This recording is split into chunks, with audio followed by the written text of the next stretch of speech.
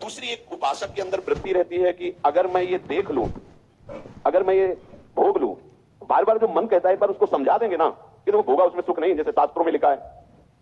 ये होता है पक्का, ये मत समझो कि किसी एक की बात है, सबके अंदर ये मन की चालबाजी जो तुम्हारे अंदर वही हमारे अंदर, तुम्हारे सबके अंदर। एक बार देख लेते हैं, हृदय में जलन होती है, पीड़ा होती है, व्यथा होती है। उपासक उसकी काट तो जानता है पर प्रयोग नहीं कर रहा, विषय आकर्षण के कारण काट जानता। उपासक तभी बना है तो उसको पता है। अगर उपासक है तो सत्संग सुना ही होगा, शास्त्र स्वाध्याय किया होगा, तो शास्त्र स्वाध्याय सत्संग इसी के लिए तो ज्ञान मिलता है, इन्हीं से लड़ने के लिए। पर उस समय विषय प्रीता होने के कारण वो उनका प्रयोग करना भूल जाता है। अब जो ये बात आई है इस पर समझना होगा। पहली बात तो हमने पूरी आपको बता दी कि कहीं हमको लड़खड़ाना नहीं, निराश नहीं होना, किसी भी परिस्थिति में निश्चित भगवत प्राप्ति होगी। चुप शांत, कहीं कोई इसमें तर्क की कोई गुंजाइश नहीं है। भागवत में लिखा हुआ अगर मेरा भक्त है, अनन्य है, उसके हृदय में नाना प्रकार की विषय वासना है, तो मैं उसके हृदय में बैठकर उसको निर्विकार करता हूं। तुलसीदास जी 42 लीला में कहते हैं, यद्यपि भक्त अनन्य जो विषय इंद्रियन बस होए, कर्मठ कोटि जितेंद्रियन ते समलाय न कोय। यदि वो श्यामा श्याम का अनन्य है पर विषयी है तो करोड़ों कर्मकांडी और जितेंद्रिय इसकी समानता नहीं कर सकते, क्योंकि कर्मकांडी को कर्म पर विश्वास है, जितेंद्रिय को अपनी जितेंद्रियता पर विश्वास है, और इसको प्यारे जो का भरोसा है, लेकिन इसकी बराबरी कोई नहीं कर सकता। यद्यपि वो विषय, यद्यपि भक्त अनन्य जो विषय इंद्रियन बस होए, ये कोई केवल ऐसे नहीं कि भाषण हो रहे हैं, मनमानी जो आया तो बोल दिया। तस्मात् शास्त्रम प्रमाणम, और सबसे बड़ा शास्त्र है हमारी छाती, जिसको हम जीते चले आ रहे हैं।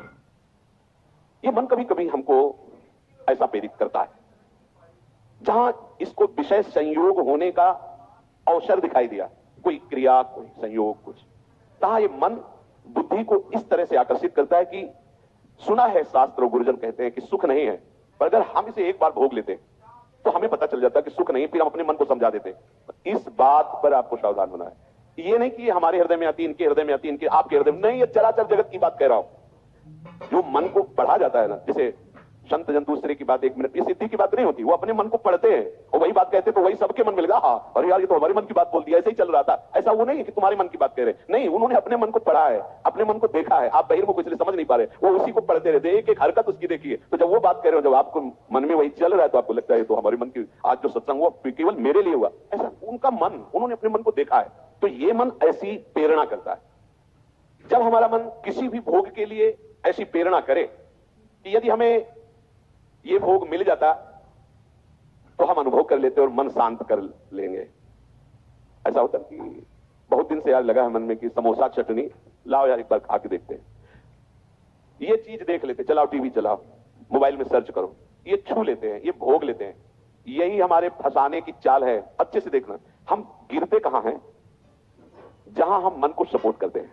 मन हमें कैसे दस्तखत करने के लिए राजी करता है? कुछ नहीं बिगड़ेगा, बस देखना है क्या होता है।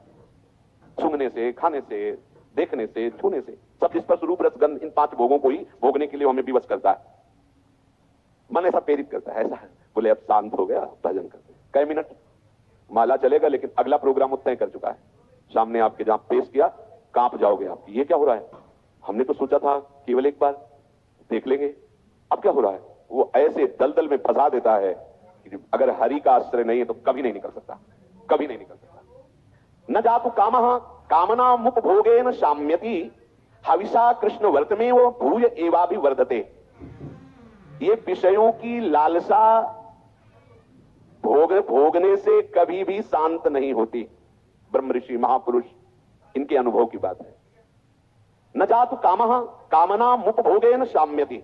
समझ लो, मन को ठीक करने के लिए महापुरुषों के वचन ही शस्त्र हैं, वचन ही प्रमाण हैं।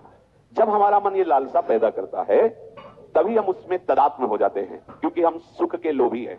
वो हमें सुख दिखाता है, बस ऐसे, बस उसी समय विषयों की लालसा हमारे सामने प्रकट की गई, मन ने प्रस्तुत किया। ऐसा समझ लो कि जीव एक राजा है और बुद्धि उसकी रानी है और मन उसका मंत्री है, और इस मंत्री ने चतुरता पूर्वक पूरे राजमहल को अपने अंडर में कर रखा है। जैसा ये चाहता है वैसा दस्तखत दोनों से करवा लेता है। मन, हमारी बुद्धि एक एक वृत्तियों पर अधिकार कर चुका है। अगर बुद्धि निश्चय करती कि गलत है, बिल्कुल नहीं सुनता, दस्तखत करवा ही लेता है, समझना। और राजा इतना अधीन हो चुका है बुद्धि और मन के कि वो कुछ निर्णय करता ही नहीं है। जहां जैसे रानी ने इशारा किया तो मंत्री ने कागज रख दिया, उसने दस्तखत कर दिया, पढ़ा भी नहीं कि है क्या ये।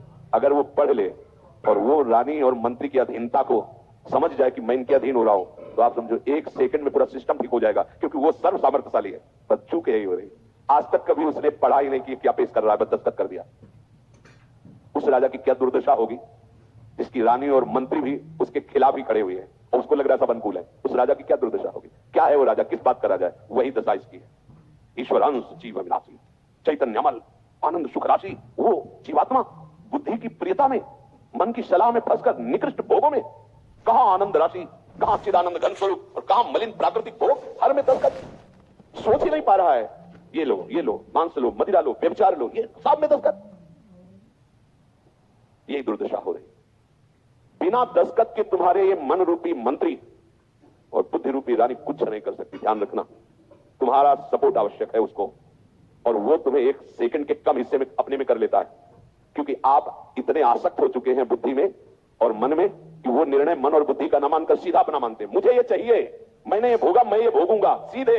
अब आप इस रास्ते को नहीं जान रहे, फंस रहे प्राय साहब। मैं इसके बिना नहीं जी सकता, इतना तो मुझे चाहिए ही। आज बहुत सोच समझ करके बातें दिमाग में बैठल ना, ये शास्त्रीय बातें कम, हृदय की बातें इसमें ज्यादा हम इसलिए कह रहे हैं कि यही हम लड़खड़ा जाते हैं, यही हम फेल हो जाते हैं।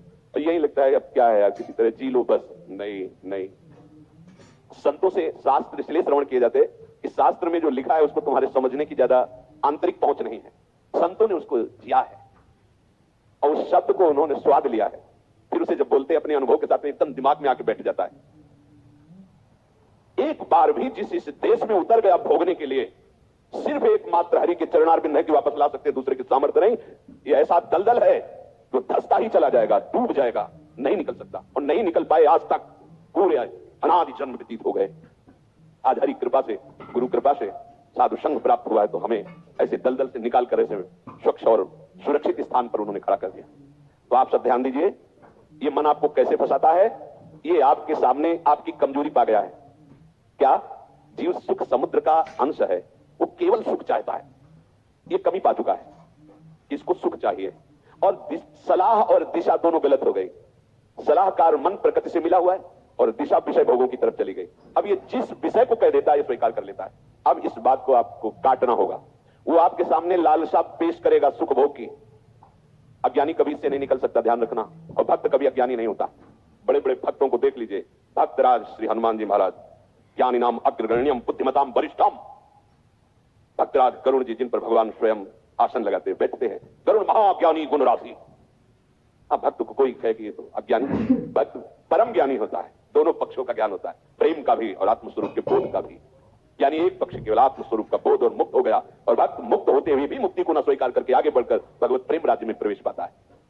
न जातु कामः कामा ना मुक्त भोगेन साम्यति। ये बात बैठा लिए भाई, ये जो मन आपको पेश कर रहा है कि ये क्रिया हो जाती, ये भोग मिल जाता तो मुझे शांति मिल जाती और फिर मैं आराम से बैठ के भजन करता। सावधान रहना, ये दुश्मन आपको प्रलोभन में फंसा कर ऐसे दलदल में ले जा रहा है जहां केवल हरि बचा सकते, दूसरा नहीं। केवल हरि, दूसरा नहीं। विश्वास करना, दूसरा कोई नहीं बचा सकता इस दलदल से, क्योंकि आप बचना ही नहीं चाहेंगे। ये ऐसी मृत्यु है कि इससे आप हंसकर गले लगाएंगे, इसके लिए तड़पेंगे।